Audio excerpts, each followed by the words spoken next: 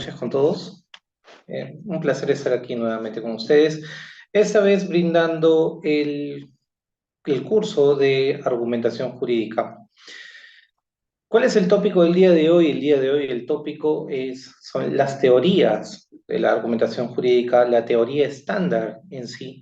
Pero antes de ingresar a la teoría estándar, vamos a ver algunas teorías precursoras, por decirlo así, de diferentes autores, como son Buech, Perelman, Toulmin, pero lo vamos a analizar en base a lo que propone el maestro Manuel Atienza.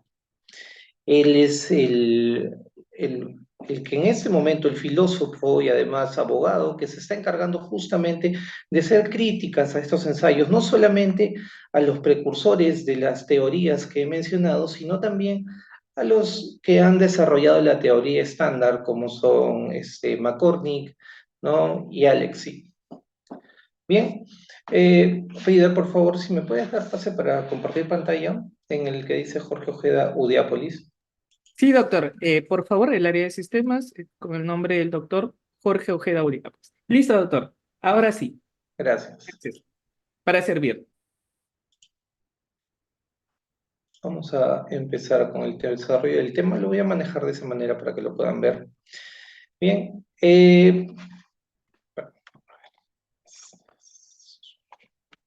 Tengo complicaciones un poco con una de mis computadoras, por eso es que tengo que utilizar dos ahora. Bueno, ahora escuchaba también a Reader cuando hacía la presentación de las pautas que tenemos que seguir.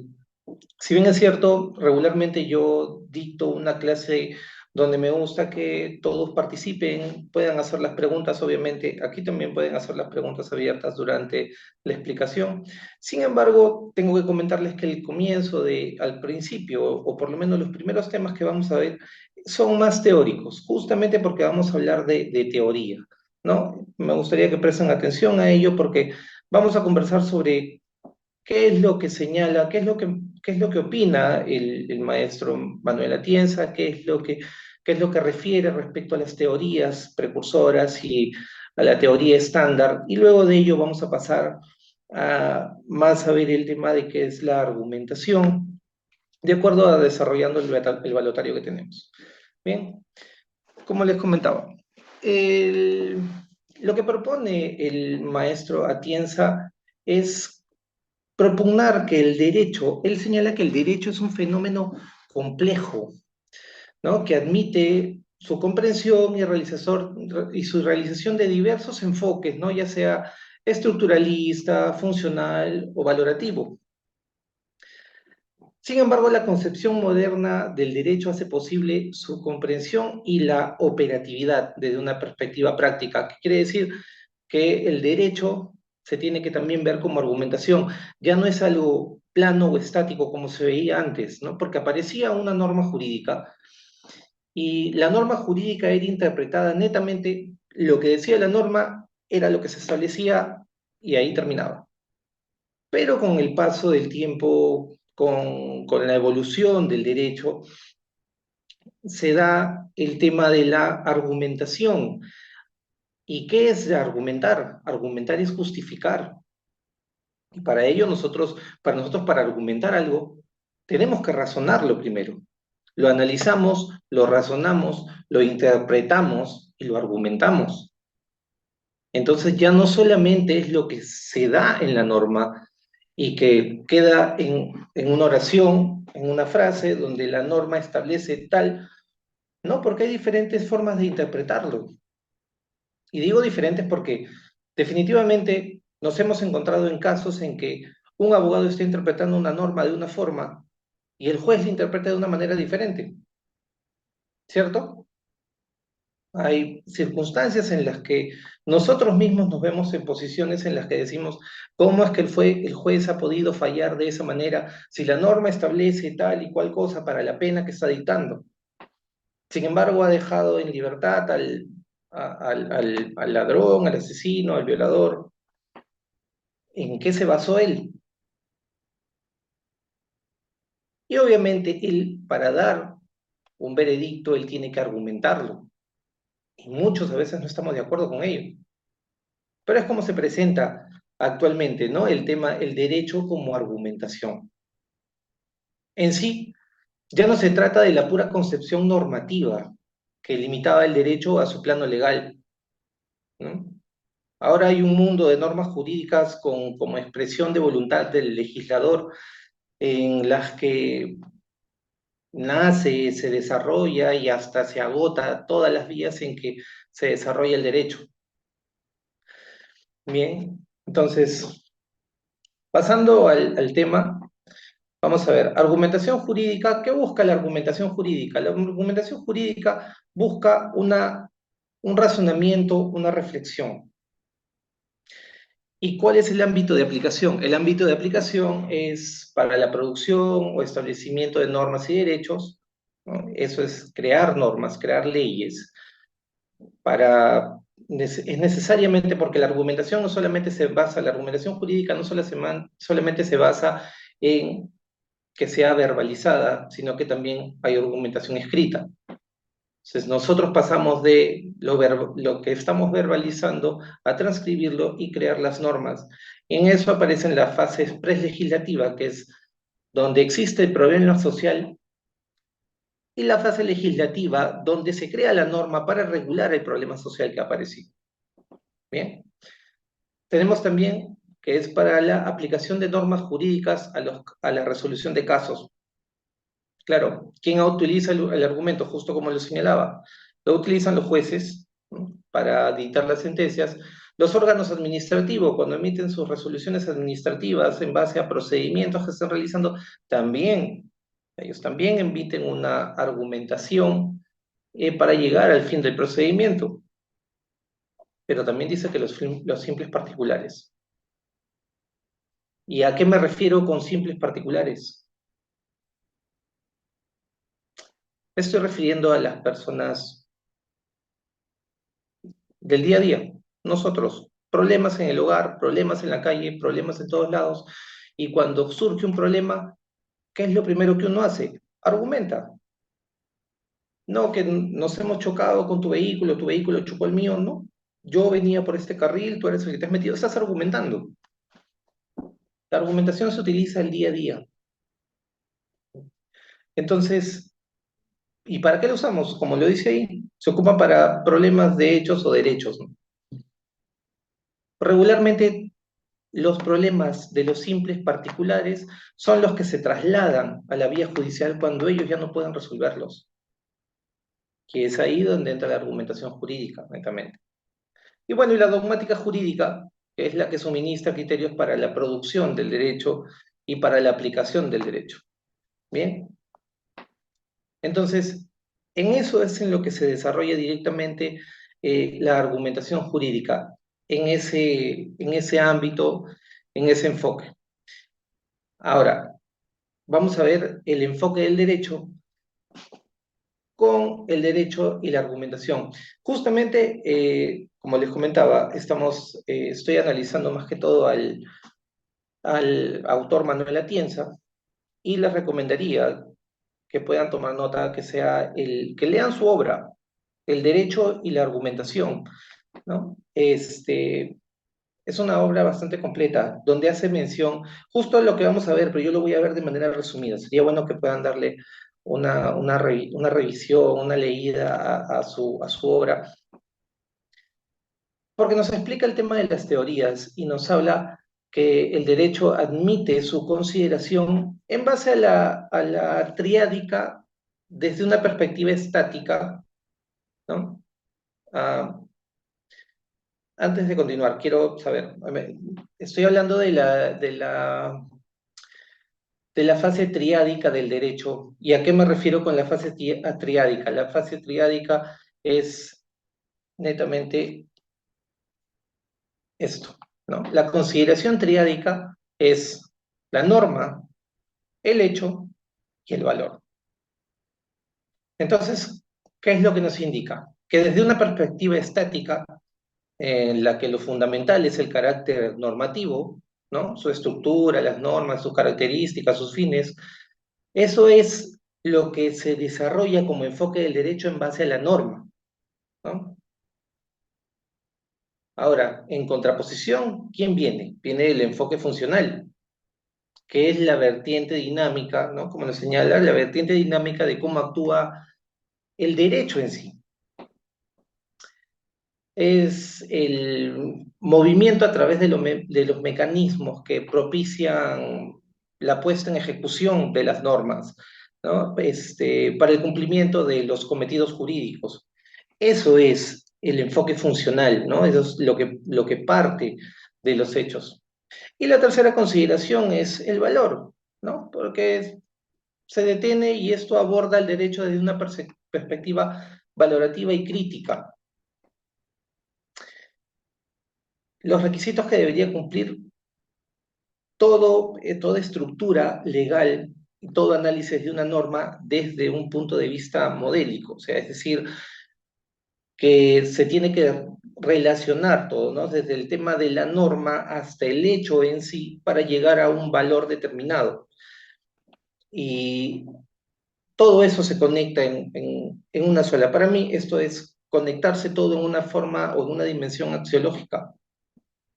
Todo está conectado, los valores que consagra, protege y los fines a los que aspira, a los que se aspira a alcanzar en la vida social, ¿no? Es el derecho de acción, poder accionar nosotros el derecho en las circunstancias en que lo meriten cuando un conflicto no encuentra una solución.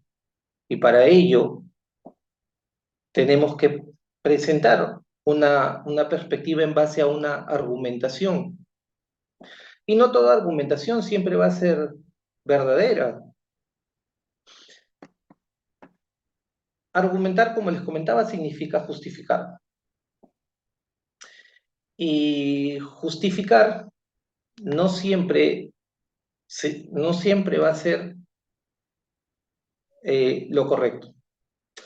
¿Por qué lo digo así? Y es un poco extraño señalarlo de esta manera, pero no estamos en clase de ética, sino que estamos en clase de argumentación.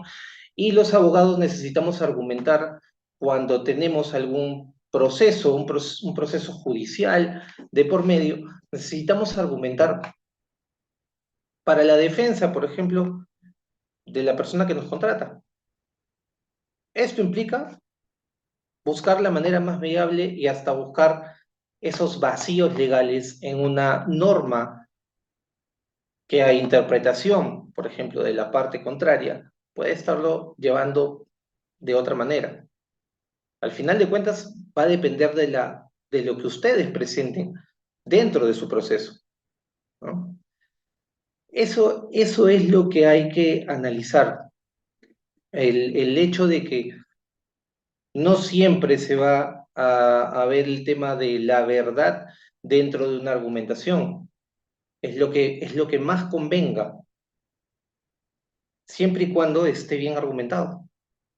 Al final, como les digo, ¿no? Un juez puede determinar algo que para nosotros es a veces complicado de entender de por qué reacción, o sea, por qué tomó la decisión de liberar a una persona que debería estar en la cárcel por el delito que ha cometido. Sin embargo, él fundamenta, y bajo esos fundamentos que él presenta, es que emite una sentencia y libera, ¿no? al autor del delito. Entonces, por eso digo que no siempre es lo correcto. Hasta ahí que hemos avanzado. ¿Alguna pregunta?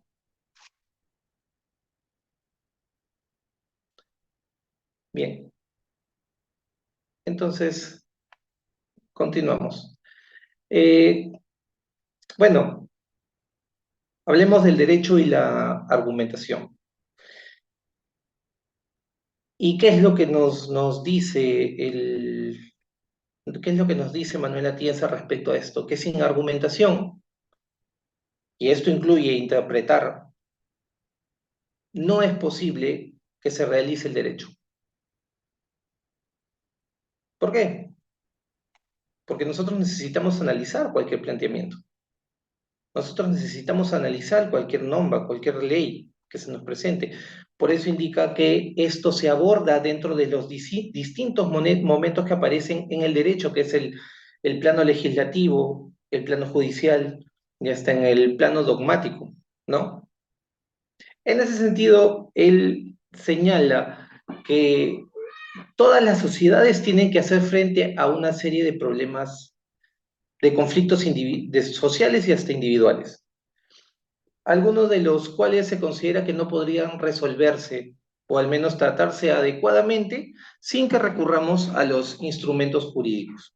Como les comentaba hace un momento, es decir, cualquier problema que nosotros podamos tener en la calle lo podemos tratar de resolver en el momento, con la persona, en el lugar, pero si ya no se puede llegar a un acuerdo con esta persona, nosotros recurrimos a los medios legales, ¿no? Se busca un abogado, ¿no? En el caso de las personas que no lo son, o sea, se buscan el abogado y el abogado procede a la defensa correspondiente presentando los argumentos necesarios para poder llevar el caso. Es por ello que indica que sin argumentación no hay derecho. ¿Cómo lo ve desde la aplicación en el momento jurisdiccional? Eh,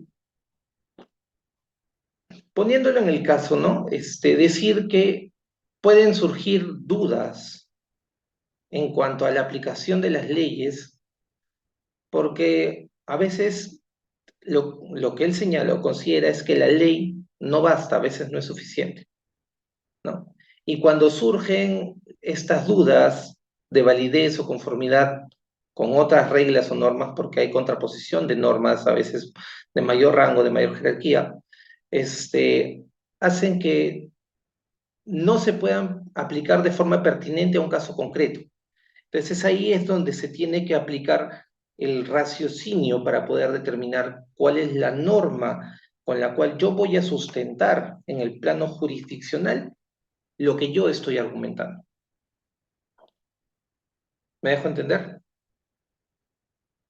¿Sí? No veo dudas todavía, no veo ninguna duda, entonces continúo. En este caso, lo que quiero decir es que la jurisdicción va a ser la instancia encargada de resolver los casos, pero la jurisdicción no va a poder resolver los conflictos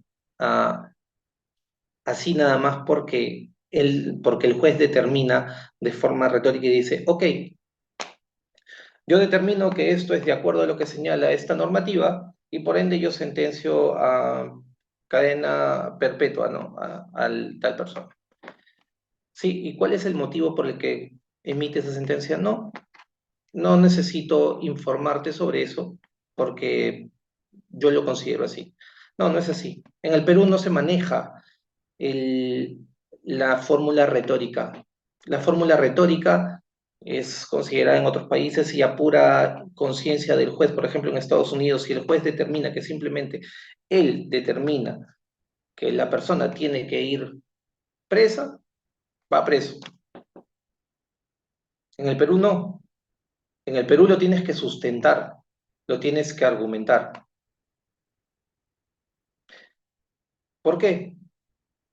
Porque también tenemos la contraargumentación, es decir, las apelaciones. Esos son nuestros argumentos en los que nosotros, cuando presentamos nuestra disconformidad, cuando no estamos de acuerdo con una decisión del juez. Eso es en el ámbito jurisdiccional, ¿no? Y bueno, también se da en cuenta la aplicación en el campo dogmático, que es un poco más sistemático, ¿no? O sea, es algo así como suministrar criterios para la producción de derechos, ya sea en las diversas instancias, en legislativa, judicial, ¿no? El plano dogmático es más que todo comprender el derecho para suministrar criterios, o sea, para crear estas normas que se van a aplicar en el plano legislativo para luego ser utilizadas en la vía judicial. Bien, es algo así más conciso. No quiero explayarme mucho en estos temas porque al final el, el tema que tenemos el día de hoy, sobre todo el tema de teorías, es bastante extenso, ¿no? Sobre todo por la cantidad de autores que han desarrollado la teoría de la argumentación. Pero voy a tratar de avanzar lo, lo más posible con respecto a este tema. Si quisiera saber si hasta el momento hay alguna pregunta al respecto.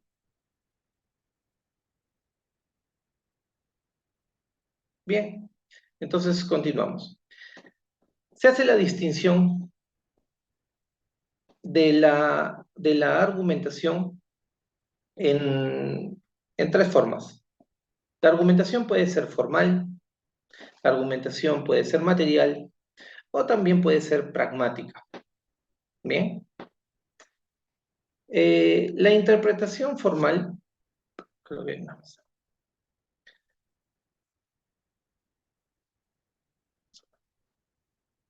Ok.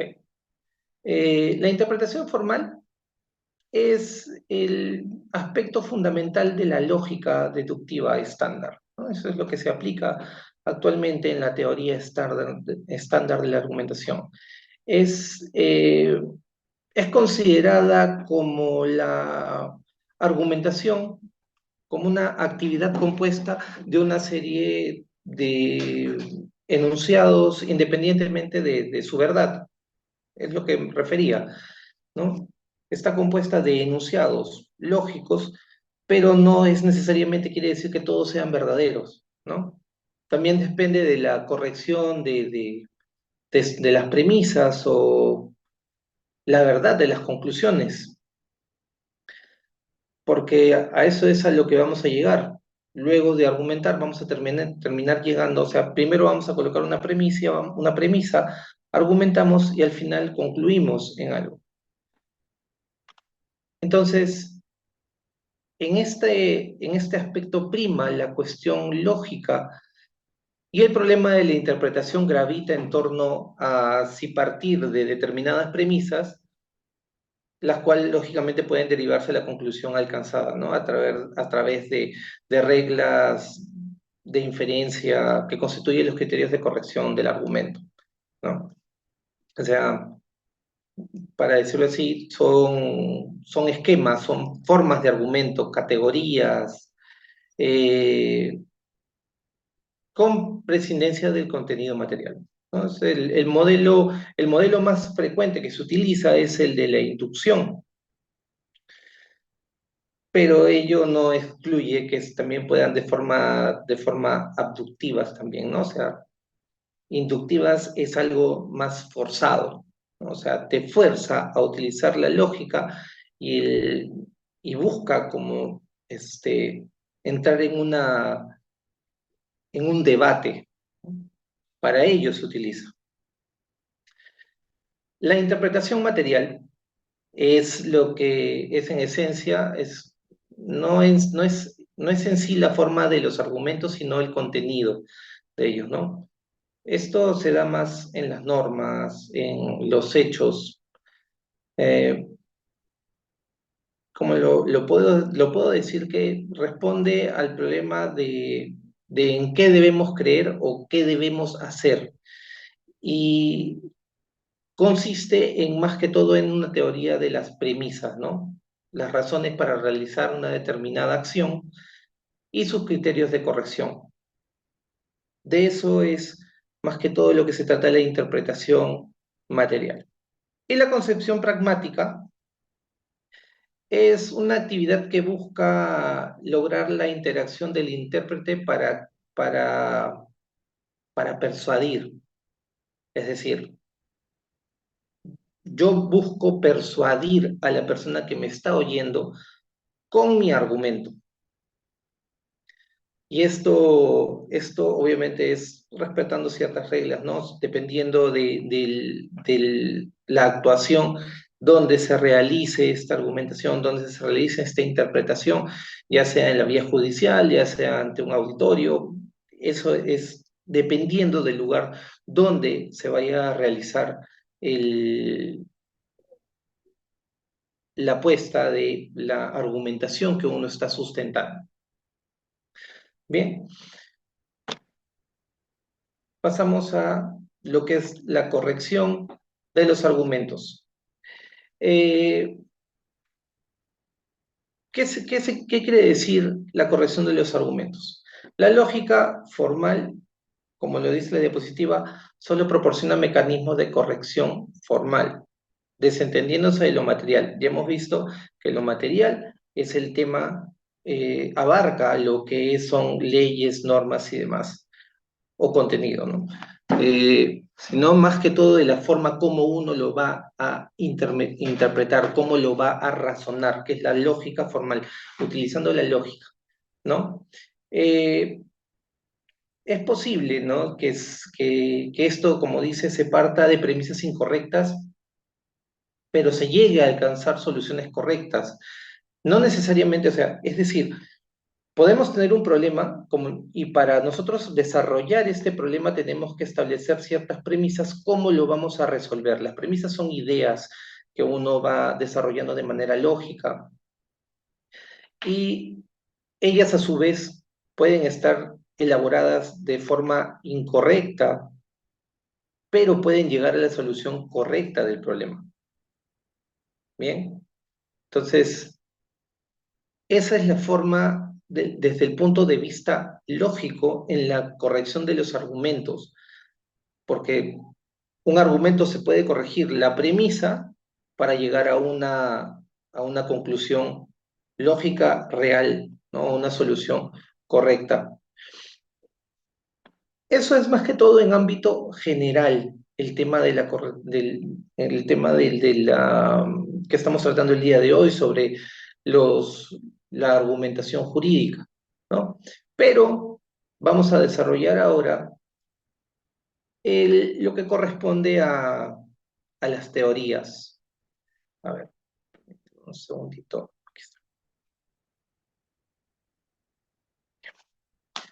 Ah, antes de pasar a las teorías, voy a señalar que históricamente se presentaba la característica de la tópica, y la tópica era el arte de hallar los argumentos, era la forma como uno podría argumentar este, ciertas situaciones.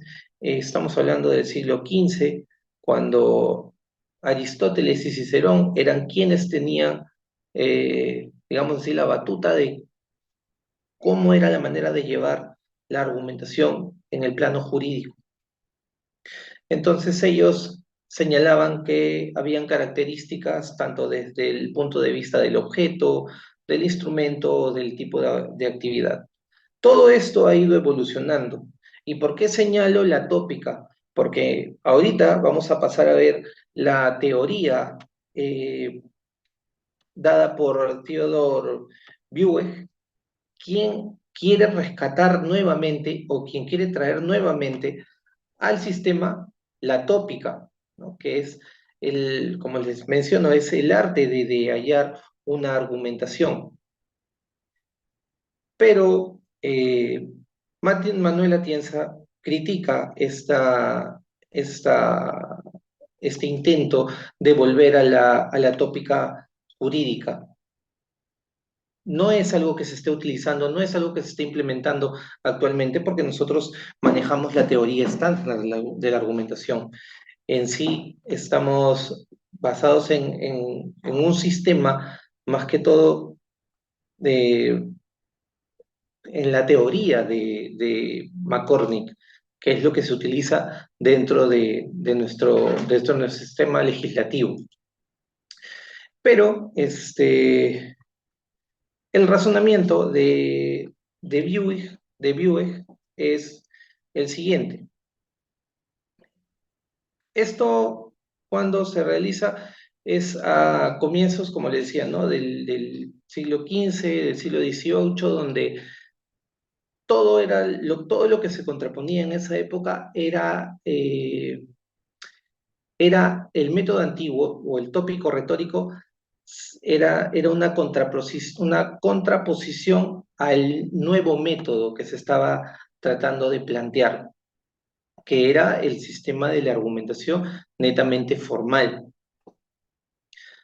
Pero Theodore Buechnes señala que en su teoría que él plantea la necesidad de recuperar la tópica y que en su opinión contribuía a examinar una cosa desde ángulos muy diferentes, tomando como punto de partida lo verosímil, ¿no? Lo que era el sentido común. Entonces, como ya él lo señala, o sea, como ya lo he colocado en la diapositiva, él señalaba que la tópica era el arte de hallar los argumentos, mientras que la formación del juicio iba a consistir en el paso de las premisas a la conclusión. ¿Ya? Llegar a una premisa razonada para determinar la conclusión de cómo se iba a desarrollar el acto. Entonces, Buer caracterizaba la tópica mediante tres elementos vinculados. A ver, ya tengo problemas con las diapositivas. Perdón. Ya. Ya. Él vinculaba tres elementos entre sí. Desde el punto de vista de su objeto, como un pensamiento problemático. Desde el punto de vista del instrumento con el que opera, se halla la noción de topos o topoi, ¿no? Eran los tópicos, de la forma como se llamaba, y desde el punto de vista de la actividad, como búsqueda y examen de premisas, ¿no? Y el énfasis de él recaía netamente en las premisas, más que en la conclusión.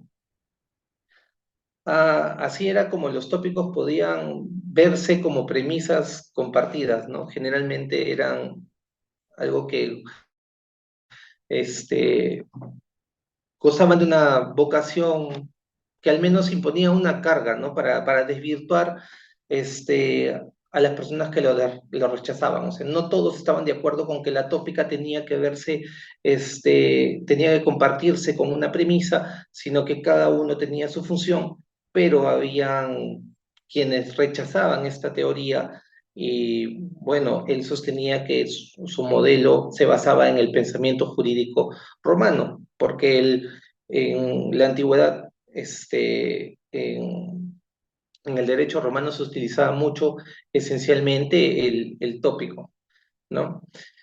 Sin embargo, a partir de la época moderna, la cultura occidental abandonó el uso de la tópica y la sustituye por la deducción, por el método deductivo, que es lo que les mencionaba. O sea, no se utiliza la tópica, se utiliza la deducción, la interpretación. Este, Directamente hacia los principios de la argumentación. Para ello, la, para ello la argumentación, ¿qué hace la argumentación? Crea jurisprudencia, ¿no? Porque una vez que, a ver, como regresando al hecho de las decisiones de los jueces, cuando un juez argumenta, crea un precedente, y este precedente nosotros lo podemos usar como jurisprudencia en un proceso judicial que nosotros tengamos de por medio. Y eso puede ser vinculante para todos los casos que sean similares de ese punto de partida en adelante.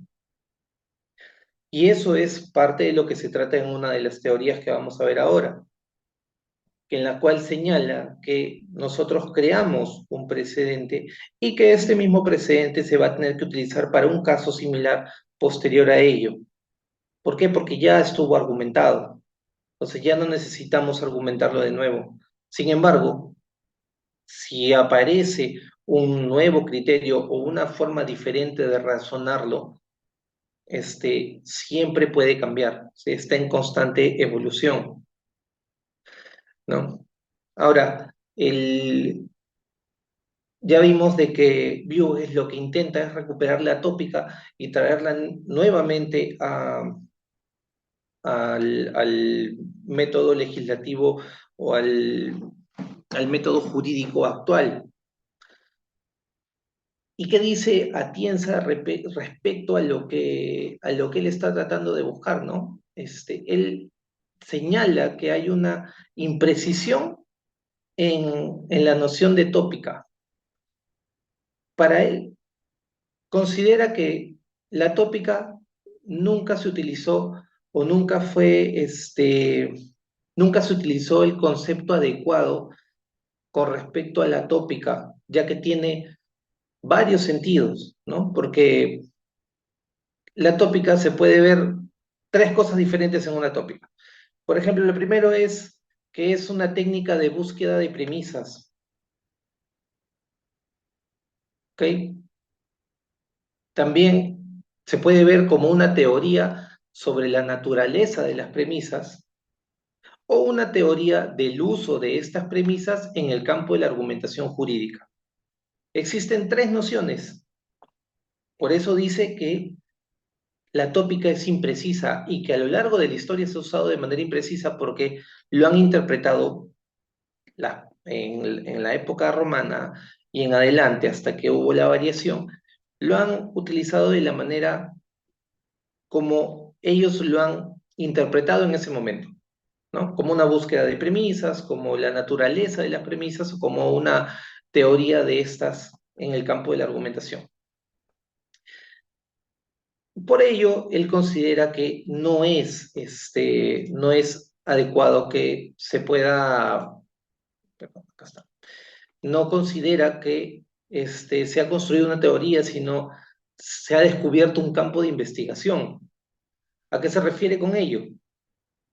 Que lo que él busca, o sea, la crítica que realiza Tienza a la teoría de Viewes es buscar cuál es el verdadero significado, cuál es la verdadera noción de la tópica dentro del ordenamiento o dentro de la argumentación jurídica, porque hasta la fecha sigue habiendo estas tres diferentes vertientes que no se han podido determinar cuál es la verdadera noción de de la tópica jurídica. Bien, entonces en eso se basa la teoría del razonamiento jurídico de Theodor Bewey, ¿no? En traer nuevamente la tópica a al ámbito jurídico para que sea utilizada como él la interpreta como búsqueda como la búsqueda de conceptos, de teorías, ¿no? Él busca que se creen premisas, o sea, él busca las premisas netamente de la argumentación. Dentro de las tres vertientes, él lo utiliza como una técnica de búsqueda de premisas, y eso es lo que prevalece para él. Eso es netamente la función de la teoría que se presenta con Theodor Bewey. Ahora vamos a pasar a ver la teoría de Perelman, en la cual él señala la nueva retórica. Ya no habla de tópicos, ya no habla tanto de buscar premisas, sino que él netamente se centra en lo que es la retórica. Para ir continuando, quisiera saber si es que hasta el momento existe alguna pregunta sobre el tema de argumentación. ¿Hay alguna duda? Yo sé que el tema de teoría, ¿no? No es muy dinámico. La teoría es, como, como redunda, ¿no? El nombre es simplemente teórico, es ver, es escuchar, conocer, leer sobre cómo ha ido evolucionando la práctica de la argumentación con el paso del tiempo. Y Sí, sé que es un doctor. poco tedioso, Tenemos pero, a dos participantes con a cámara ver, activa y han levantado su manito. ¿qué Estimado tal? José Orlando, adelante, una pregunta. ¿Puedes activar tu audio? Adelante. Sí, ya lo activé ya. Buenas noches con todos los compañeros. Buenas noches, profesor. ¿Qué tal? Eh, Primero agradecerle ¿no? por la disertación. Y como estábamos en una clase de argumentación jurídica, más que una pregunta, quisiera intercambiar unas cuantas ideas, ¿no? sobre el tema de argumentación. Mire, no, en la actualidad no existe una teoría de la argumentación jurídica. existen teorías de la argumentación jurídica, ¿ya? Una de esas teorías es la que usted nos está disertando, ¿no? La del doctor Manuel Atienza. Así es. Sigue a Robert Alexis, ¿no? Donde establecen que la argumentación jurídica es un caso práctico del discurso práctico general, ¿no? La argumentación jurídica es un caso especial del discurso práctico general, que es argumentación moral, vamos a decirlo así. Sin embargo, recientemente hay, digamos, vamos a decir, una ola, ¿sí? De la escuela normativista, que la encabeza en el idioma español el doctor Juan Antonio García Amado, ¿no? Tiene también un máster, así como el máster de Alicante, que lo diste el doctor Atienza, y un máster en la Universidad de León, donde ellos propugnan una teoría completamente, vamos a decir, muy opuesta a la del doctor Atienza, ¿no? Porque el doctor García Amado es positivista, normativista, ¿no? Así Desde es. su óptica, por ejemplo, la moral no entra en el derecho, ¿no? La moral no es parte del derecho. Y eso, digamos, simplemente para poner en conocimiento que no hay una teoría única de la argumentación jurídica, sino hay Por teoría. supuesto que no. ¿No? También hay una teoría de los realistas, ¿no? De la escuela italiana, por ejemplo, ¿no? Donde está Guastini en cabeza, por ejemplo, ¿no? Y ellos, por ejemplo, tienen otra postura en base a la teoría. Y se diferencian, evidentemente, porque para los positivistas normativistas, como le digo, no hay cupo para la moral, ¿no? Entonces no hay ese... Y creo para mí personalmente que esta teoría de la argumentación de la escuela positivista me parece a mí más acertada, porque precisamente usted manifestaba que hay un problema, ¿no? En el Perú, por ejemplo, ¿no? Y en todas partes del mundo cuando se interpretan las normas. ¿Por qué un juez interpreta la norma de una determinada manera? ¿Por qué el abogado la interpreta de una determinada manera? ¿Por qué la sala la interpreta de otra manera? Y llega a casación y la interpretan de otra manera, ¿no? Precisamente porque al estar, digamos, más difundida la teoría de la argumentación de doctor Atienza, ¿no? Y de Robert Alexi, precisamente da esa posibilidad de que las normas puedan ser derrotadas por los valores o por los principios, ¿no? Puede haber una norma, como usted dijo, completamente clara, ¿no? Fácil de entender y leerla.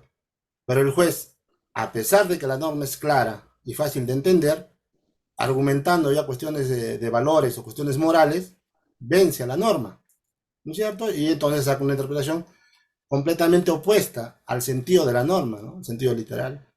Entonces, eso como primer punto a manera de conversación. Entonces, No, otro José. tema. Eh, Estoy totalmente de acuerdo contigo. Efectivamente, no existe solamente una teoría de la argumentación. No estamos, al menos no estamos abarcando todas las teorías porque el tiempo no nos lo permite, ¿no? O sea, entonces demasiado complejo, como les dije, el tema, a pesar de que hablamos de un tema de argumentación, de presentar nosotros un planteamiento en nuestra vida como abogados, ¿no? Porque la mayoría acá somos abogados, nosotros tenemos que conocer cómo argumentar lo que nosotros estamos tratando de defender cuando se señala una situación de conflicto y se busca la vía judicial, perdón, la vía jurídica para tratar de solucionar estos problemas y nosotros, como abogados, tenemos que saber argumentar cada situación. Tienes razón, existe otras teorías que se han presentado. Yo en este caso me he basado netamente en el tema de, no en la teoría netamente del doctor Manuel Atienza, sino en la crítica que él presenta al resto de teorías. Hablamos fundamentalmente de todas las teorías que se han presentado, como les dije, como las teorías precursoras y vamos a llegar a la teoría estándar, que es la presentada por McCormick y por Alexi, que es la teoría estándar en el momento, en la actualidad. Pero el resto de teorías que se presentan son críticas a estas dos teorías que son funcionales en este momento. ¿Hay algo más que me quieres decir, José? Sí te escucho, porque es interesante lo que tú me quieres comentar. Reader, ¿le puedes dar Sí, doctor, sucede que tenemos también un límite de tiempo para cada Oh, participante. ya entiendo, entiendo. Recordar que no podemos excedernos más de 3 minutos de un participante. Estimado Sí, José, y no, por otro perfecto. lado también el hecho de que, como les digo, ahorita estamos en la teoría, vamos a entrar en la teoría de Chain Perlman de Perlman y probablemente no nos alcance el tiempo para completar todo porque solamente en lo que hemos avanzado ya son las 9:20, casi una hora. Entonces, sí, hay que avanzar un poco. Es probable, hay una persona más que quiere participar, me parece, es Sí, Rafael. doctor. Estimado Rafael, por favor, también una pregunta o acotación, pero sé preciso. Gracias. Gracias. Buenas noches a todos los presentes. Buenas noches a usted, doctor Jorge. Hola, Quería Rafael, ¿cómo hacerles, estás? gracias, doctor. Simplemente quería hacer un pequeño comentario y una pregunta muy breve. Sí, claro, Simplemente con lo que acaba de decir mi compañero, ¿no? Todos tenemos siempre cierta formación y cierta concepción distinta de la profesión que es el derecho. Por ejemplo, si bien algunos compañeros están de acuerdo con la posición interpretativa positivista, que nos habla de que simplemente se defiende lo que dice la norma al margen de la moral, porque la moral simplemente no tiene cabida, no es algo concreto, algo real. Puede ser correcto. bueno, puede ser malo. A diferencia de una interpretación desde un aspecto naturalista, que nos habla de que el derecho tiene que ser necesariamente justo. Y en mi humilde opinión, doctor, yo creo que no hay que olvidar el gran aporte que hizo el positivismo, que es darle un sentido humano y más que práctico justo al derecho. Entonces yo creo que no se debe olvidar también ese sentido lógico y humano que le ha dado hasta cierto punto también el naturalismo, sin irnos a un extremo de un positivismo o un naturalismo. Ahora, esta es simplemente mi pregunta para ser breve, simplemente el hecho de que en el actual debate, en la actual utilización de la argumentación jurídica, podemos ver que se basa en cuanto a una estructura del silogismo. ¿Por qué del silogismo? Porque es un razonamiento que consta de tres premisas, una tesis, una antítesis y una conclusión lógica en base a estas dos proposiciones. Entonces, en cuanto a todo este desarrollo que es amplio y vasto, simplemente mi pregunta es, ¿cuál es en la actualidad la función o qué papel juega, que en mi opinión es muy importante y quisiera, por favor, doctor, que usted nos aclare, qué papel juega en esta estructura silogística la aplicación de la lógica jurídica para poder argumentar o poder darle sentido lógico por ejemplo, podríamos decir a la motivación de una sentencia? Esa sería simplemente mi pregunta. Buenas noches, Claro. gracias, doctor. Gracias, Rafael. Sí, es parte del tema al que vamos a llegar. Eso es adelantarme mucho en el tema de las diapositivas. De todas maneras, vamos a llegar al tema del silogismo, en la argumentación. Es muy buena tu pregunta. No, no la voy a olvidar. De todas maneras, vamos a desarrollarlo más adelante. Pero sí, creo que es necesario que avancemos para poder terminar el tema de la teoría, de las teorías que se presentan, porque el, el curso nos señalaba que teníamos que llegar a la teoría estándar. Quiero terminar con eso para poder llegar a la pregunta que tú me has realizado, Rafael. ¿Está bien? Vamos a continuar con ello. Permítame un segundo para regresar a...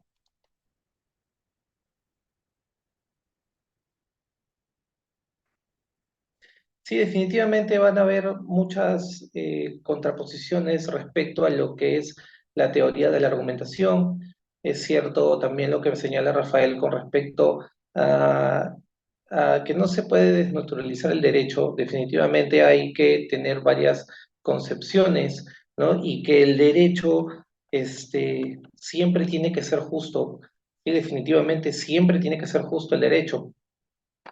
Nosotros estudiamos derecho para aplicar esto en la justicia y en el desarrollo legal de nuestras funciones en el día a día. Pero tampoco podemos querer tapar el sol con un dedo, porque si bien es cierto, nosotros queremos desarrollar nuestras funciones de la manera más justa, como debería ser la práctica del derecho, este, hay situaciones en las que se obliga uno a tener que buscar los argumentos necesarios para llegar al fin deseado. tenemos que llegar a la conclusión que nosotros queremos para el proceso o el procedimiento que estemos llevando a cabo, buscando que sea favorable. Y eso difiere mucho con el tema de buscar que siempre el derecho sea justo, porque los jueces son abogados y no siempre son justos. ¿No es así? Y sí, es un problema. También lo mencionó José, me parece que se llamaba José, nuestro compañero que intervino en primer lugar. Sí, es cierto. Es un problema que no solamente se presenta en nuestro país, sino que también se presenta en otras partes del mundo, pero es de acuerdo a la aplicación del derecho en cada país y cómo lo maneja. No trabajamos con una retórica dentro de nuestro país, pero hay países que sí la aplican, por ejemplo, ¿no? Donde el juez tiene la decisión absoluta, sin necesidad de que tenga que argumentar algo. Entonces, todo eso va variando y se va desarrollando estas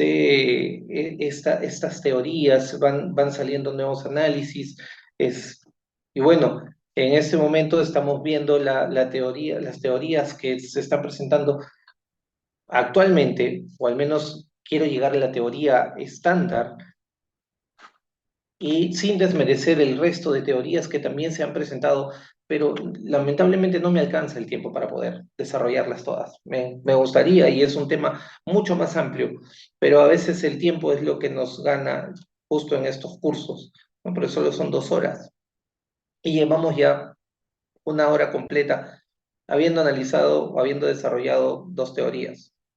Voy a continuar para poder seguir con la clase. Voy a hablar ahora sobre la nueva retórica, que es la teoría de Chaim Perelman.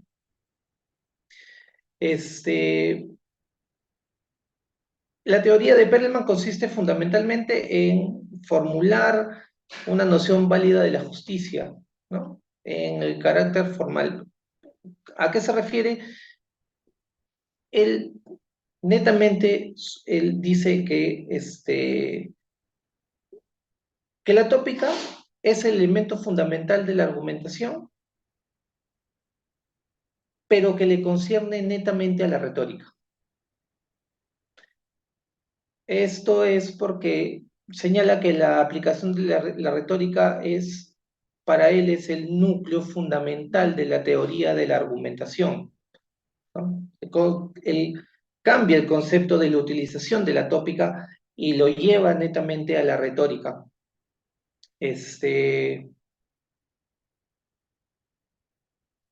Bueno, en general, lo que Perelman toma como base es que existen razonamientos analíticos, lógicos formales, ¿no?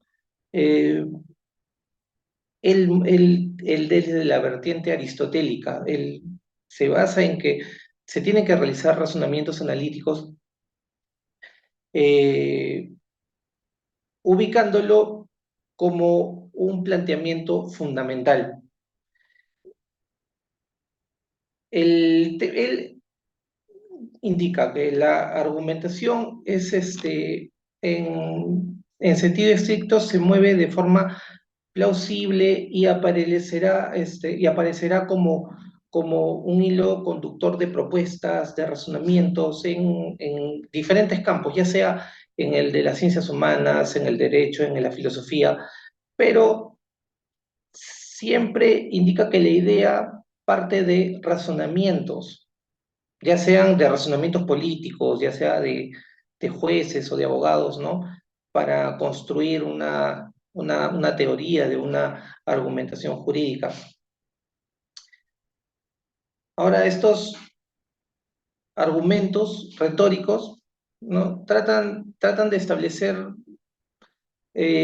pruebas demostrativas o pruebas de carácter razonable en determinadas decisiones o opiniones, ¿no?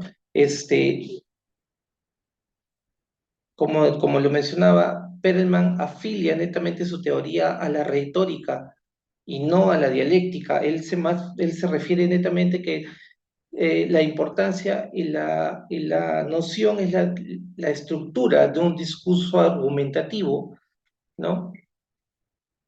Y que es netamente la decisión propia e individual de una persona y no el hecho de que exista un razonamiento y diferentes aristas de decisiones u opiniones que que tengan que converger para llegar a una conclusión. No, es simplemente lo que él decide, lo que él delibera, es la razón que se tiene que basar y que es prácticamente el sentido estricto en el que el orador, no, el orador, bueno, en este caso digo orador porque lo utiliza ya sea un orador ante un auditorio, un abogado ante un juez o el juez mismo ante una sala, ¿no? Es el sentido estricto del argumento, ¿no? El utilizar o el ser, o el utilizarlo de la manera retórica y ser él quien determine sin buscar mayores nociones o mayores vertientes para poder llegar a una conclusión. Visto de la manera como lo ve, como lo señala Perlman, Perlman indica que hay una distinción entre persuadir y convencer, ¿no? Para él persuadir primero alcanza a todo el mundo en particular, mientras que lo segundo busca que le den la razón. Persuadir es que todo el mundo lo escuche, que todo el mundo entienda lo que él está diciendo este, y sepan que él está argumentando algo que se está presentando. Pero convencer es que le den la razón, porque no solo cuando uno persuade, no siempre, uno puede ser persuasivo, pero no lo ha convencido de que tenga o no tenga la razón.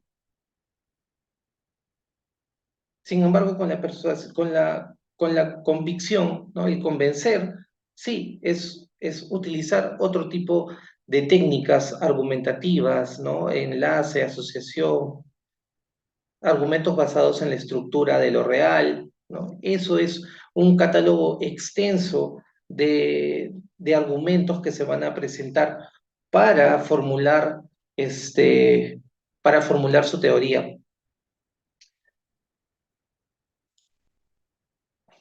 Como lo señalaba, ¿no? Hablaba yo de los presupuestos de la argumentación. Perelman lo señala netamente entre el discurso, el orador y el auditorio. Eso es en el que se señala de la manera general. ¿Y en qué nos estábamos centrando nosotros? En lo que yo me estaba refiriendo más que todo a Manuel Atienza, quien hace la crítica a estas teorías. Y en la crítica que él presenta contra la teoría de Perelman es que señala que no se ha logrado sentar las bases de una teoría de la argumentación que pueda cumplir las funciones, ya sean descriptivas o prescriptivas, que Perelman atribuye, ¿no? Sino que,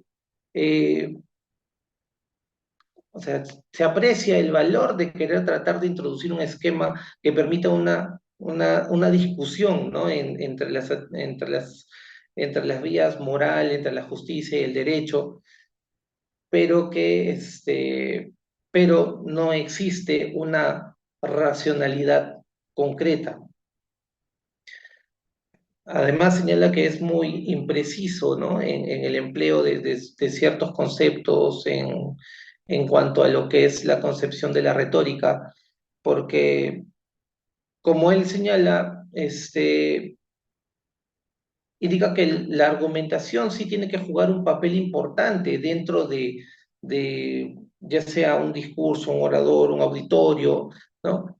Juega un papel importante el argumentar. pero el ser retórico no, porque el utilizar la retórica no implica argumentación. Entonces, esas son las críticas que realiza. Obviamente hace una mayor cantidad de comentarios respecto a ello, pero eso son los puntos particulares de la retórica que presenta Chamber, ¿no?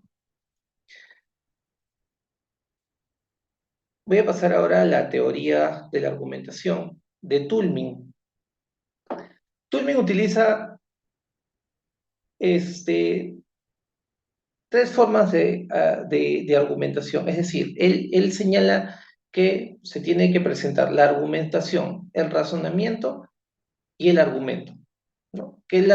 Él define la argumentación como la actividad para que planteen las pretensiones y respaldarlas, darles una razón, y ya sea si se presentan críticas y demás, porque ¿de dónde viene la argumentación? Es decir, yo presento un argumento, la persona lo critica, lo cuestiona, y yo sigo dándole un concepto, yo sigo argumentando hasta llegar a un punto determinado.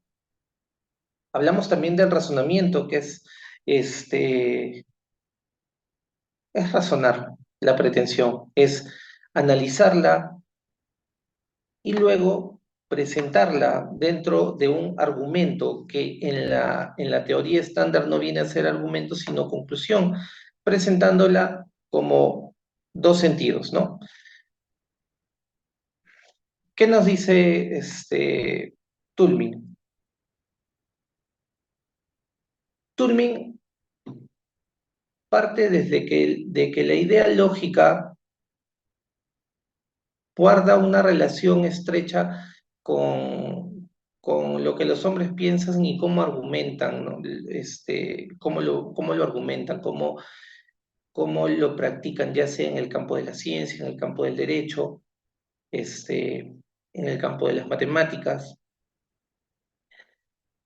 Y señala que la constatación de que uno de nuestros modos de comportamiento lo constituye la práctica de razonar. Es decir, el ser humano tiene la capacidad de razonar y eso tiene que ser aplicado. Entonces, él señala que dar razones a otros a favor de lo que hacemos, de lo que pensamos, de lo que decimos, es necesario en nuestra vida cotidiana. Y hay una gran variedad de usos y lenguajes posibles para poder hacerlo, ¿no? Ya sean de uso instrumental o argumentativo. Para él, el uso instrumental tiene lugar cuando las emisiones lingüísticas, cuando se consiguen directamente los propósitos sin necesidad de dar razones adicionales, ¿no? Es decir, solo todo verbalizado. Por ejemplo, es como cuando alguien le pide algo a otra persona, ¿no? Eso es verbalizarlo, es sin necesidad de dar razones. Yo puedo pedirle a una persona que me preste su lapicero, obviamente porque la otra persona está razonando de manera lógica que lo que yo estoy pidiéndole el lapicero es porque necesito escribir, ¿no? Y el uso argumentativo es lo contrario, ¿no? Porque ahí las emisiones lingüísticas, la comunicación fracasa, ¿no? Entonces necesito fundamentar con argumentos y hasta con pruebas lo que yo estoy solicitando, ¿no? Por ejemplo, en el hecho digamos así, en cuanto a una persona que tenga que recibir una herencia, ¿no?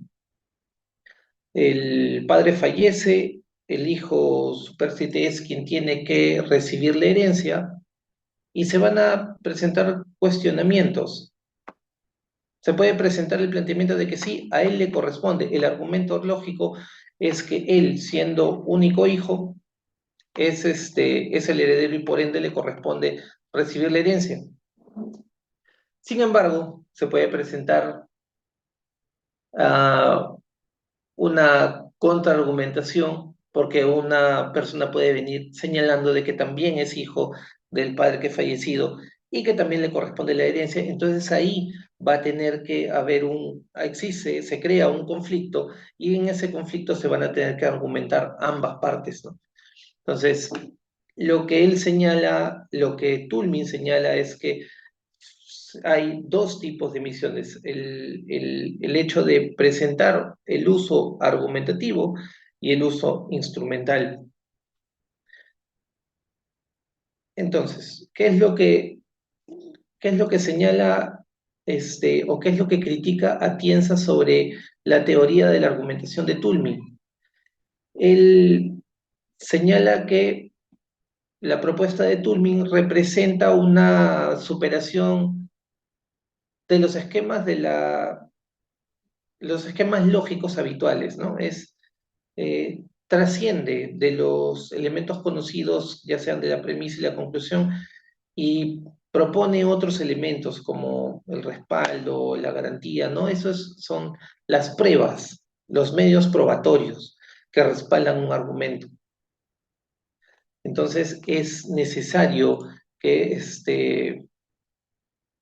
siempre se den este tipo de situaciones para una argumentación, cuando no solamente basta el hecho de la comunicación verbal o la comunicación escrita, sino que necesitamos nuestros respaldos. Es por ello que en el ámbito del derecho nosotros contamos con presentar medios probatorios para argumentar lo que nosotros llevamos dentro de un caso, lo que presentamos en un caso. Y por ello es necesario respaldarnos, ¿no? Hay argumentos en los que es difícil distinguir entre garantía y respaldo. ¿Por qué? Porque la función del respaldo es ofrecer una justificación de la garantía. Entonces, siempre hay una dificultad para distinguirlo, ¿no? No es lo mismo el tema de la garantía y el respaldo. Entonces, no voy a redundar mucho en el tema de las teorías. Estas son más que todo las teorías precursoras, las que ya hemos revisado, la de Perelman, la de Toulmin, y la de Bueck. Y ahora es necesario poder ingresar ya a las tesis fundamentales, por ejemplo, de McCormick y de Alexey, que nos hablan de la teoría estándar de la argumentación. Ellos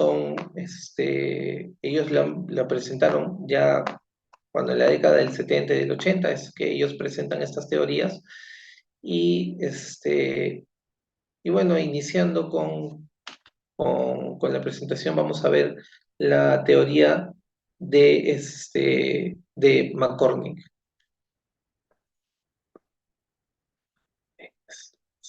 Ok, bien. ¿Dónde encontramos la teoría? Él tiene su obra, ¿no? McCormick tiene una obra, la cual es Legal Reasoning and Legal Theory, del año 78. Y ahí McCormick expone un planteamiento integrador, en la cual señala que una teoría de la razón práctica debe complementarse con una teoría de las pasiones, ¿no? O sea, que es más humana, no es cuadriculada, no es tan sistemática, sino que él propugna una teoría más descriptiva que normativa. Él considera los aspectos deductivos de la argumentación jurídica como los no deductivos, ¿no? Los aspectos formales, los aspectos materiales, que ocupan un intermedio entre las teorías ultra racionalistas y una teoría irracionalista. sea, en la práctica general y en la práctica jurídica, como ya lo había señalado al inicio de la disertación, cumplen una función de justificación. Por ello, justificar una decisión jurídica significa dar razones que muestran que las decisiones aseguran la justicia de acuerdo con el derecho. De eso es de lo que se trata, que, que la argumentación busque ser justificada, ¿no? De acuerdo a lo que uno está planteando y para que se puedan tomar las decisiones dentro del derecho. Por ejemplo, McCormick señala que el juez debe aplicar reglas de derecho válidas sin entrar en la naturaleza del derecho, ¿no? O sea, el juez debe identificar reglas válidas, premisas fácticas y normativas, lo que se puede dar en casos fáciles. ¿Por qué? Porque McCormick señala que hay casos fáciles y casos difíciles. Entonces, en los casos fáciles, el juez tiene que aplicar reglas válidas, identificarlas y tener las premisas para poder formular los argumentos y llegar a la conclusión. ¿Qué hace McCormick con esto? Él hace una división, una división cuatripartitas en cuanto a los problemas de interpretación, de relevancia, de prueba o de la calificación.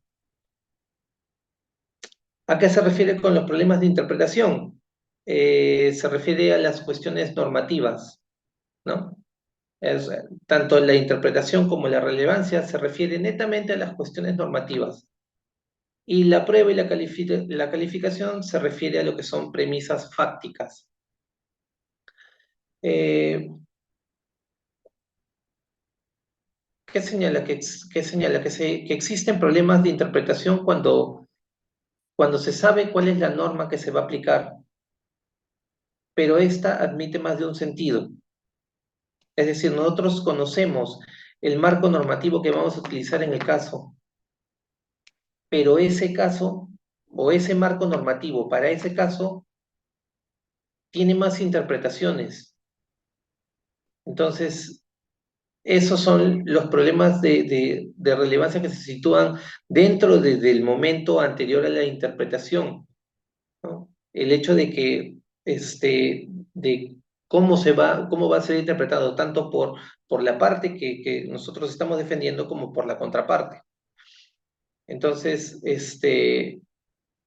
eso es lo que McCormick señala. Ahora, yo me refería al tema de McCormick en sí, en su teoría. Él señala que hay casos fáciles, ¿no? Pero también habla sobre los casos difíciles. Entonces ya no se va a utilizar una decisión deductiva, sino que aquí estamos hablando de la justificación interna y la justificación externa. Bien. Cuando hablamos de justificación externa, cuando hablamos del razonamiento normativo, o sea, de la norma a aplicar. Entonces, aquí se habla de disciplina jurídica, se habla del principio de subordinación, que se resuelve netamente en los conflictos entre sí, en la diferencia de la jerarquía constitucional, cuál es la norma legal de mayor rango y la que se va a aplicar, ¿no? Ahí establece las jerarquías de las normas a aplicar al momento del uso de la argumentación. Y el razonamiento fáctico, que es establecer los hechos del conflicto, ¿no?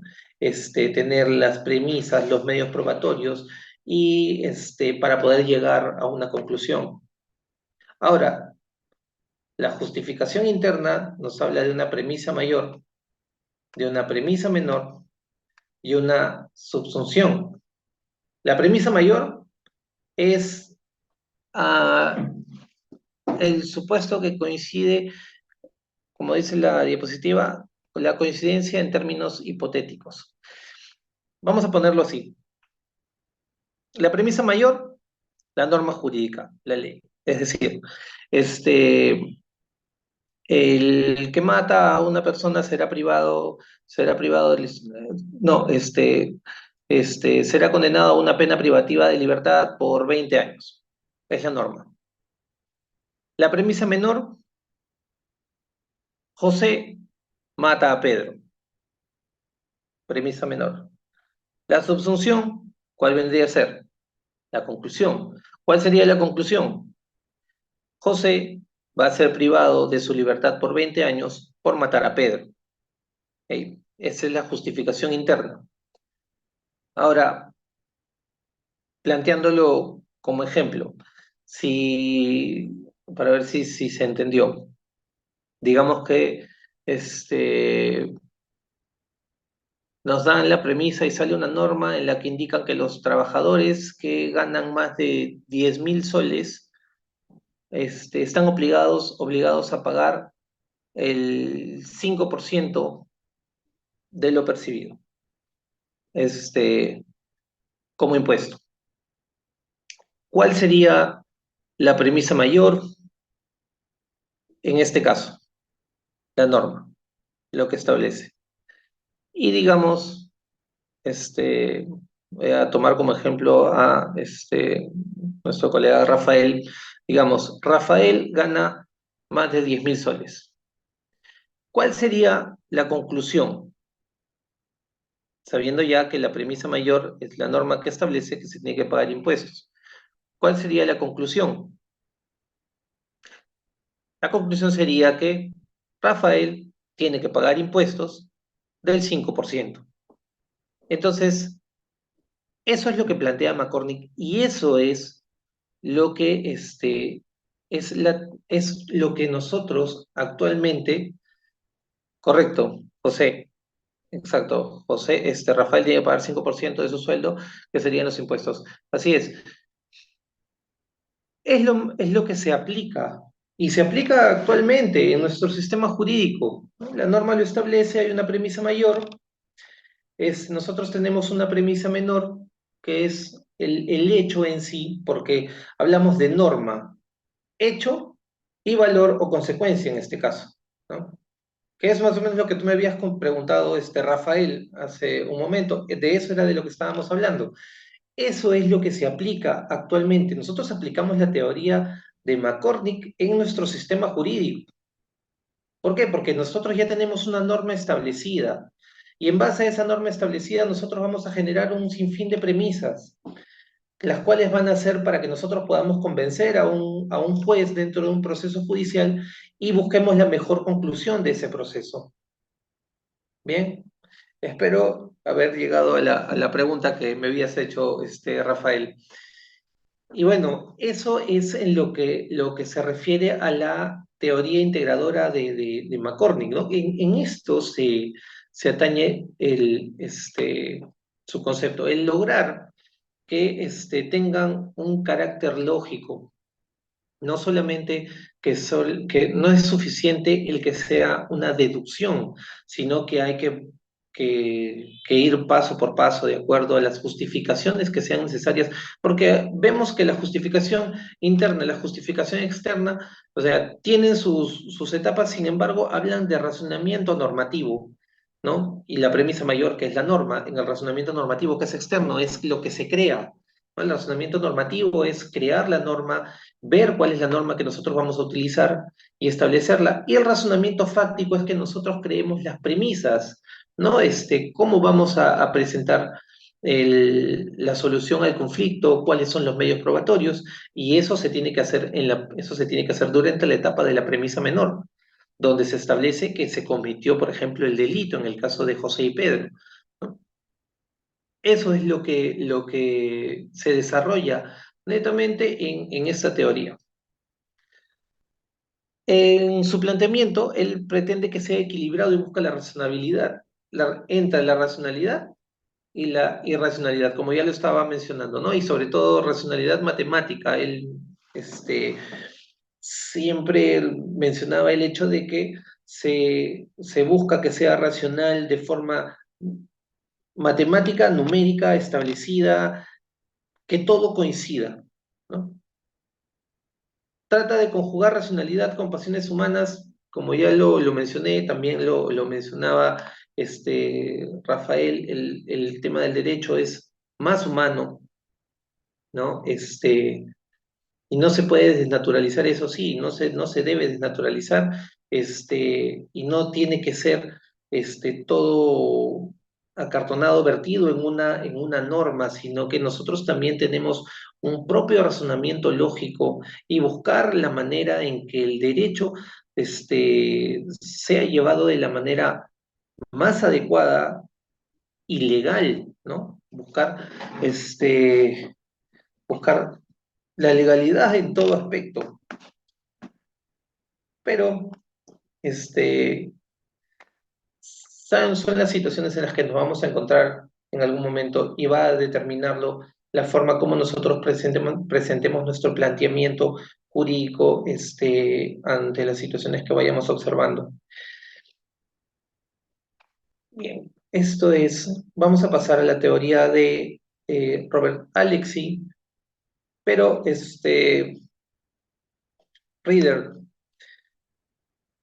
Bueno, como les comentaba, ¿no? La teoría que vamos a ver ahora, eh, también pertenece a la teoría estándar y es la del discurso racional de Robert Alexy. Ah, me gustaría poder decirles el nombre de la obra, pero está en alemán y no sabría cómo pronunciarla.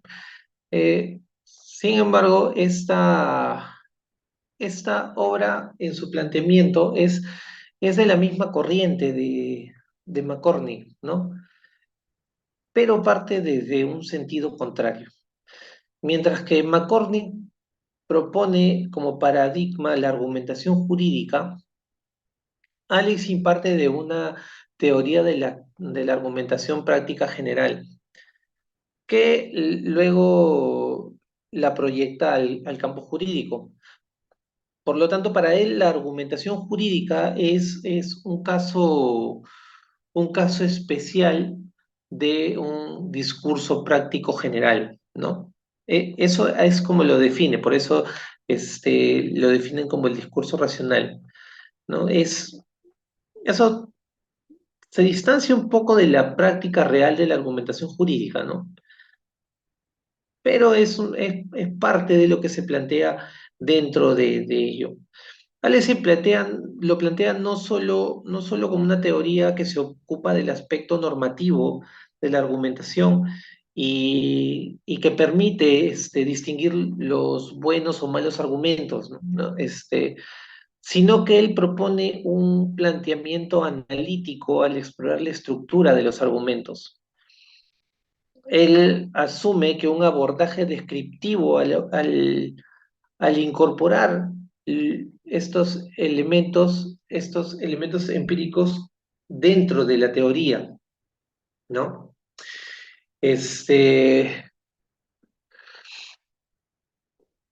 ¿Cómo podemos decir? Esto constituye, ¿no? Un esfuerzo de reinterpretación, de sistematización en, que debe ser aplicado dentro del campo jurídico.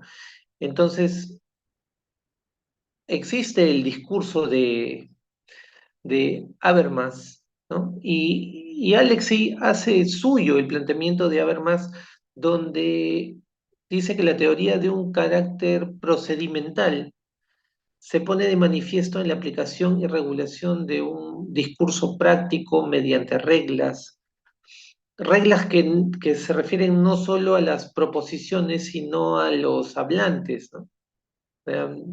No solamente hay reglas para lo que se está proponiendo, sino que cada persona que emite el discurso también tiene que tener unas reglas, y esto implica que no son reglas semánticas, sino son más que todo reglas pragmáticas. ¿Qué presenta, qué es lo que dice Alexis con respecto a la argumentación jurídica? Voy a leer lo que dice, porque esto es lo que él señala netamente en su teoría, lo que dice la diapositiva. La argumentación jurídica es una actividad lingüística que tiene lugar en situaciones tan diferentes como, por ejemplo, el proceso y la discusión científico-jurídica. Él señala que es una actividad lingüística, o sea, para él es todo verbal en medio de un discurso, ¿no? Tomando diferentes campos, ya sea en el campo procesal, en el campo científico, campo jurídico, y además señala que es la corrección de los enunciados normativos. ¿Por qué habla de la corrección de los enunciados normativos? Porque se trata de realizar una interpretación de una norma y darle el enunciado correspondiente a lo que uno está argumentando. Prácticamente todo versa, la argumentación jurídica versa netamente en eso, en justificar y argumentar, ¿no? Es muy redundante, pero es netamente la función que que brindan estas teorías, ¿no? Cada una tiene cada una tiene sus determinadas aristas en las cuales se basan, ¿no? Por ejemplo, la tópica, la retórica, que ya lo hemos visto, y Alexei y McCormick son los que hablan de reglas fundamentales. Ya hemos observado lo que nos señala McCormick con su planteamiento, y ahora vemos lo que señala Robert Alexei, ¿no? Hablábamos de reglas, ¿no? Alexei señala que hay varias clases de reglas. Entre ellas, él señala las reglas fundamentales, por ejemplo, en las cuales la validez es la condición para cualquier comunicación lingüística y pueden aplicar tanto en el discurso teórico como en el discurso práctico, ¿no? Estas reglas contienen principios que, por ejemplo, son el de sinceridad, de universalidad, de no contradicción, del uso común del lenguaje. Y estas reglas definen las condiciones más importantes para la racionalidad en un discurso, ¿no? Que como regla general tienen la fundamentación. Entonces, si hablamos, esto es en base a las reglas fundamentales. Si hablamos de las reglas sobre la carga de la argumentación, son reglas de carácter más técnico, eh, que simplemente en concepto general van a ayudar o van a facilitar a la argumentación, ¿no? Son reglas, es la regla sobre la carga de la argumentación es muy técnica, simplemente facilita que la argumentación sea más sencilla para una disertación. La regla de la fundamentación se refiere específicamente a las características de la argumentación práctica, ¿no? Lo que va a regular la forma de cómo se va a llevar a cabo una fundamentación, cómo se lleva a cabo. Y por último, perdóname, como última regla es la regla de la transición, que es la que plantea la posibilidad de transitar mediante argumentos, es el discurso práctico, ¿no? Las posibilidades de tener un discurso práctico, pasarlo de un discurso práctico a uno teórico o un discurso de un análisis, por ejemplo, del lenguaje, ¿no? Ahora, Alexis también realiza una distinción entre la justificación interna y la justificación externa. Pero Alice señala que la justificación de una decisión jurídica debe aducirse por lo menos una norma universal. O sea, dice que la decisión jurídica debe seguirse lógicamente al menos una norma universal junto con otras proposiciones, ¿no? No es que existan diferentes normas, sino que debería existir una norma universal para que estas reglas operen. Y así se justifican el paso de las premisas a la conclusión, dentro del desarrollo de la argumentación. Esto como justificación, externa, ¿no? Es decir, es referido a la justificación de las premisas, planteando reglas del derecho positivo, y enunciados de reformulaciones de normas. Totalmente diferente, como lo señala McCormick, y es diferente, no voy a incidir mucho en el tema porque netamente no es lo que nosotros vemos dentro de nuestro ordenamiento jurídico, dentro de nuestro desarrollo de la práctica del derecho, ¿no? En el Perú. Con respecto también a la teoría de Alexei, habla de las reglas, como ya lo habíamos visto, ¿no? Habla de reglas de la razón que sirven para garantizar la racionalidad del discurso y habla de la regla general que todo hablante debe, cuando se le pide fundamentar lo que afirma, a no ser que pueda dar razones que justifiquen el rechazar una fundamentación. O sea, como regla general, dentro de un discurso, dentro de una ponencia, dentro de una disertación, el hablante tiene que fundamentar lo que está afirmando, tiene que justificarlo, ¿no? Y si no, y si no lo puede hacer, tiene que justificar el por qué no lo puede hacer. Y para todo hay una argumentación. Bien. Entonces, volviendo a Manuel Atienza, he desarrollado o he hablado de la teoría directamente, pero como yo había iniciado la clase informándoles o señalando las críticas que realiza Manuel Atienza a la teoría de Alexis, él la dirige en dos aspectos específicos que más o menos los lleva de esta manera, ¿no? En primer lugar, ha criticado la utilidad práctica de la teoría, ¿no? Obviamente tampoco yo coincido con ello porque no, esta teoría no es, no es lo aplicable, al menos en nuestro ordenamiento jurídico. Eso es como opinión personal, ¿no? Probablemente muchos colegas tengan una opinión diferente. Esta es la opinión personal que yo les presento y obviamente se puede debatir y cada uno va a tener que sustentar y fundamentar su argumentación, ¿no? Al respecto.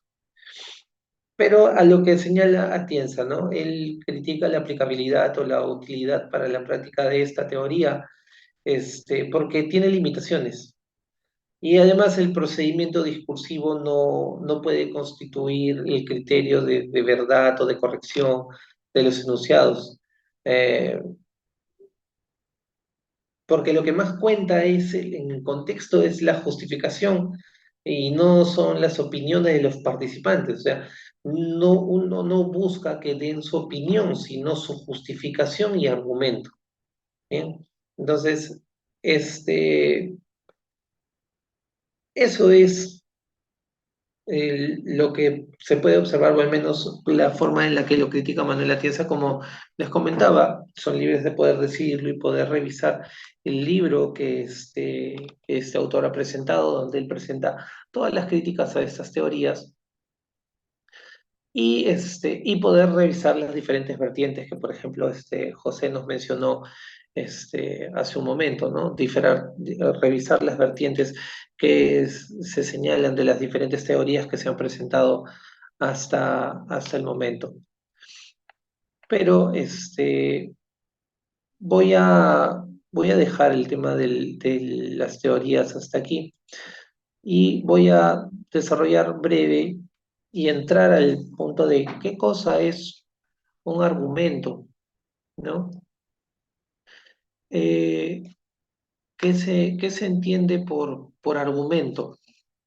El argumento es la expresión de un razonamiento, es decir, lo que uno puede determinar de acuerdo a la lógica, ¿no? Es lo que nosotros vamos a expresar de manera ya sea verbal o escrita, ¿no? Esto es para demostrar la validez ya sea de una tesis, de una proposición, de una demanda, teniendo una serie de conclusiones de por medio. Eso es un argumento, ¿no? Buscar, es razonar, fundamentar de forma verbal o de forma escrita. Ah, como dice, ¿no? Dicho en otros términos, es una forma de razonamiento que justifica una postura respecto a algo a través de un conjunto de premisas y una conclusión lógicamente extraída de ellas. No, creo que no necesito darle mucha redundancia al tema porque se ha visto durante toda la noche, ¿no?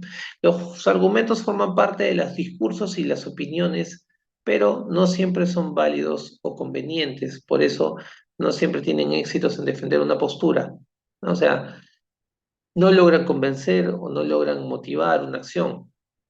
A eso es a lo que me refería yo desde el inicio. La argumentación no es que siempre sea, no es que siempre vaya a tener la razón o que vaya a ser aceptada, porque no todos van a tener nuestra misma postura. El hecho es que uno tiene que argumentarlo para poder, para poder tener éxito, ¿no? Cuando uno la defiende. Eso es en lo que se basa.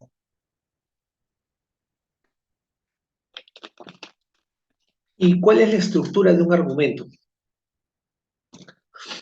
El argumento tiene como estructura las premisas y las conclusiones. Las premisas son el razonamiento lógico de cada persona, ¿no? Eh, esto es, se da al inicio de un argumento, antes de que uno inicie una disertación o presente una argumentación, primero tiene que haber determinado cómo lo va a realizar y cuáles son las ideas lógicas que ha podido determinar respecto al caso, ¿no?